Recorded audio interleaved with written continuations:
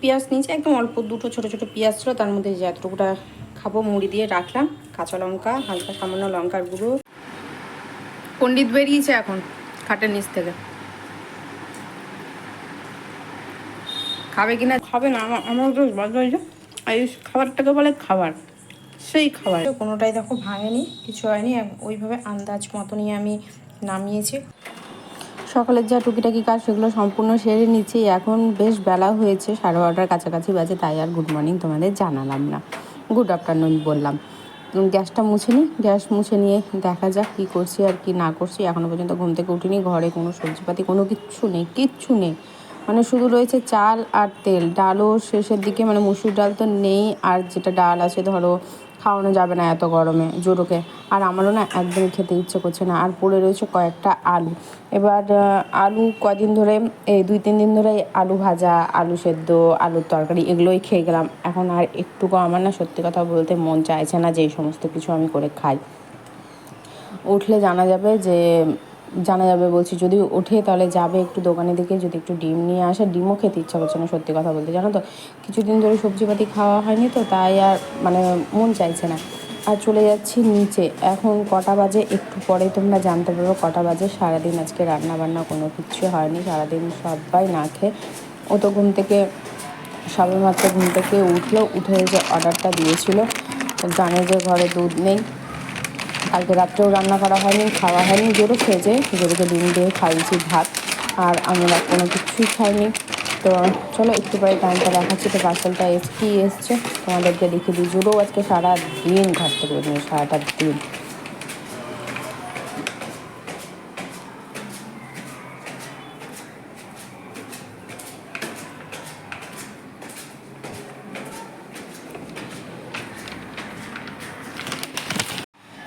এখন যদি তোমাদের টাইমটা দেখায়, তোমরা টাইমটা দেখলেও অবাক হয়ে যাবে যে সারাদিন কোনো রান্নাবান্না কোনো কিছুই হয়নি।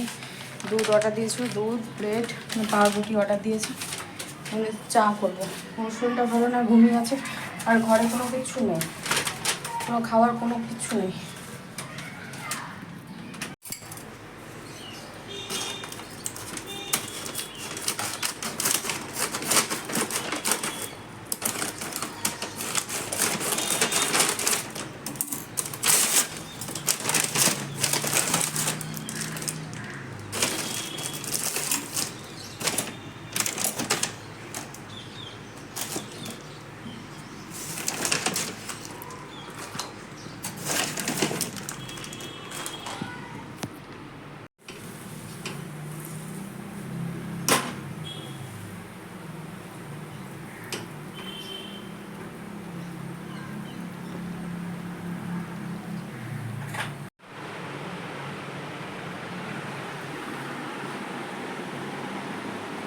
কিরে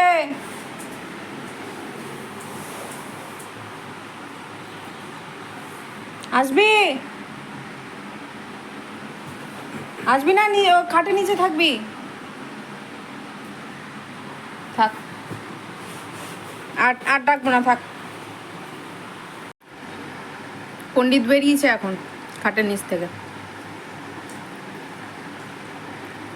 খাবে কিনা জানি না। এই যে দুধ নিয়ে আসলাম ওর জন্য, দুধটাও গরম দিয়ে দিয়েছি, গরম দিয়ে সন্ধ্যেবেলা আরও একবার ফুটিয়ে নেবো। সন্ধ্যে তো লেগেই গেল, এখন তো 5টা বাজেই, একবার ফুটিয়ে নিতে হবে ভালো করে ফুটানো হয়নি। আর এই যে এখানে যদি খাই তো খাবে, ওকে মুখে বলো খা, ও বলতে হয়। খাটের নিচ থেকে এখন বেরালো না, হুসু করেছে আজকে না, আজকে একবারও বেরিয়েছে, ওইভাবে নিঢাল হয়ে ঘুমিয়েছে, জেগে আছে তাও বলেন তো খাটের নিচে।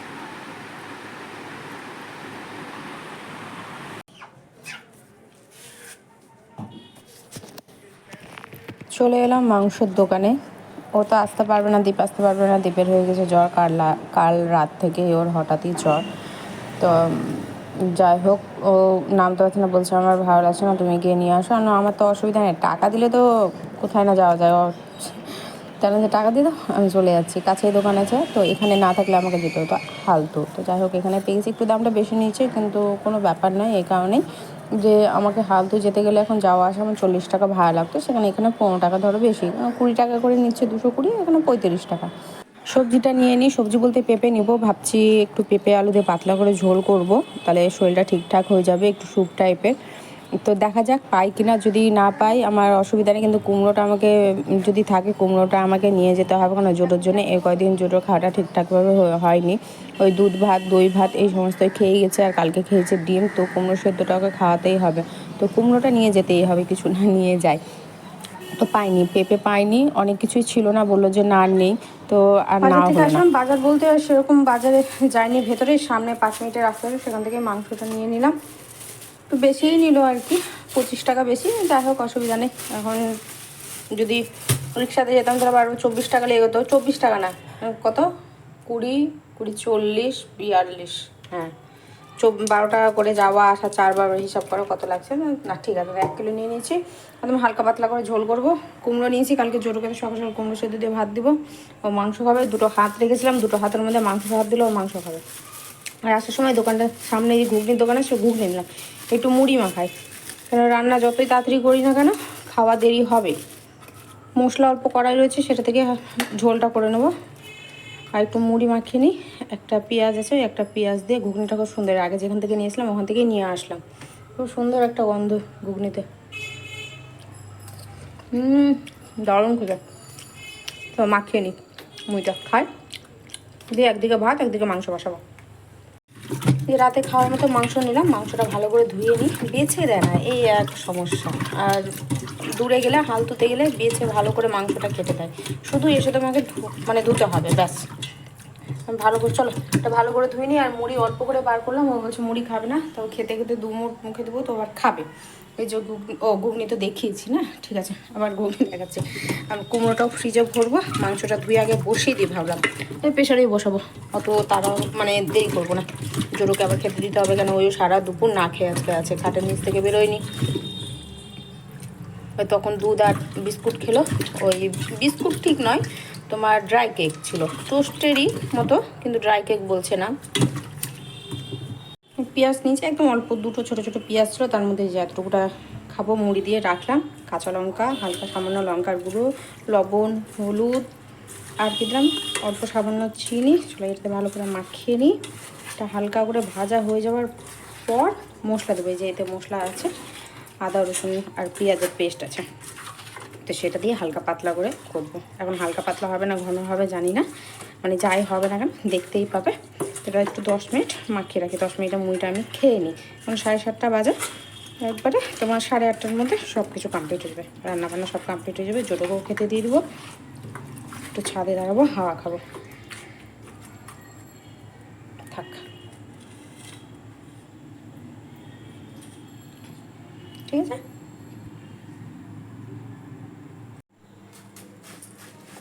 এগুলো যারা খাবার জানে না খেতে, তারা সত্যি অরিজিনালি খাবার জানে না, যেগুলো কি খাবার।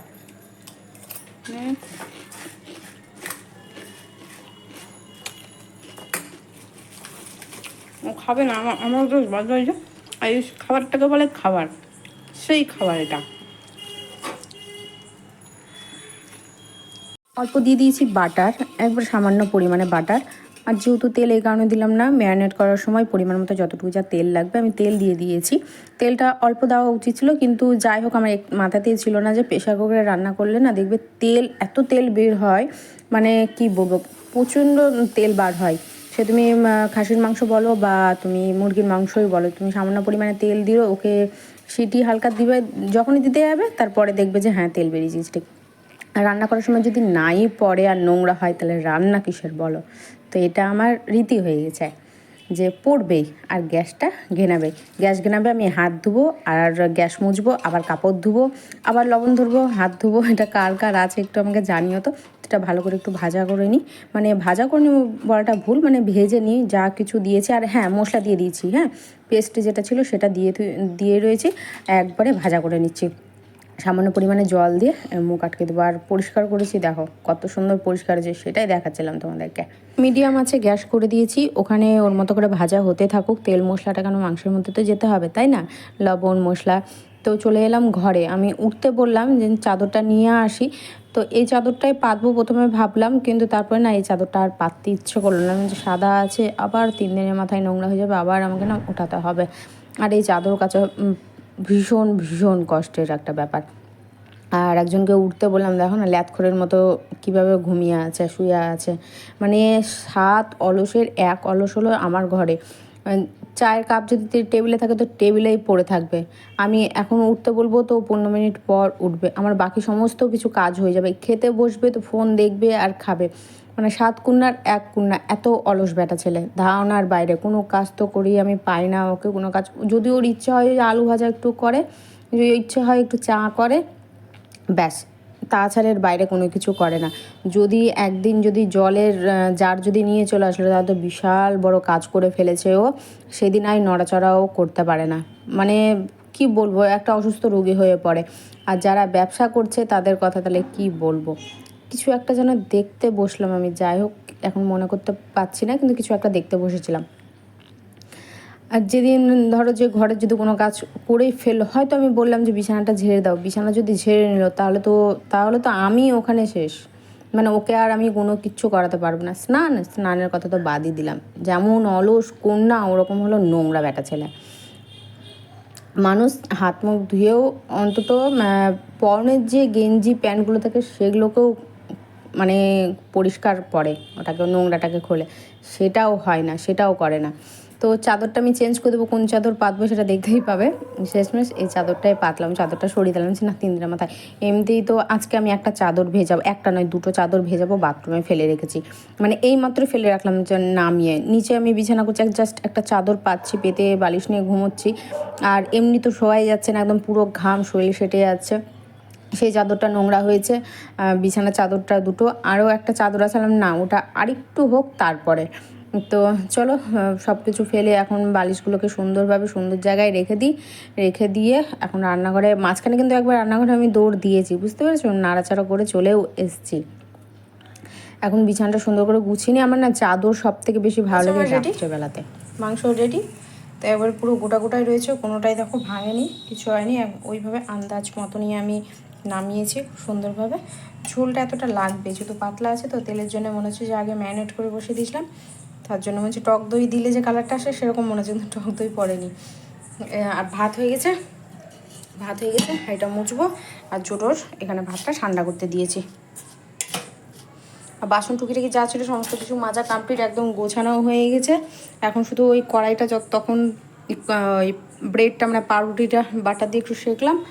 আর এই যে এখন প্রেশার কুকারটা জাস্ট বেরিয়েছে, মেজে ঘষে মুছে একবার উঠে, মানে সেরকমভাবে মুছে না যে হালকাভাবে মুছে, মানে কালকে আবার রান্না করতেই হবে যখন, অত পরিপাটি করে মুছে লাভ নেই।